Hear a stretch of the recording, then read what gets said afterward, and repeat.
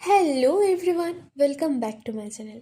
তো সেদিন কলেজের পর আমরা মার্কেট গিয়েছিলাম, না কিছু কেনাকাটি করতে নয়, খেতে গেছিলাম। আসলে আজকে দুপুরে লাঞ্চটা হোস্টেলে করতে আসা হয়নি, কারণ সেই টাইমটায় আমাদের ক্লাস চলছিল। তো আজকে লাঞ্চটা বাইরেই সেরেছি। আর এই যে রাস্তায় যেতে যেতে একটা জিনিস চোখে পড়লো, দাঁড়াও তোমাদেরকেও দেখায়। এই দেওয়ালের গায়ে স্পষ্ট করে লেখা আছে যে এখানে নোংরা আবর্জনা কেউ ফেলবেন না। আর এখানেই দেখো যত রাজ্যের নোংরা আবর্জনা পড়ে আছে। कौन है ये लोग? कहाँ से आते हैं ये? তো বাদ দাও, এসব কথা তো হতেই থাকবে, আগে খাওয়া যাক। তো সবাই তো ভাত খেতে চলে গেছিলো, আর আমি আছি না একটু চাউমিন প্রেমী। তো তাই এখানে একটা নতুন দোকান খুলেছিল, তো ভাবলাম না আজকে এখান থেকেই ট্রাই করব।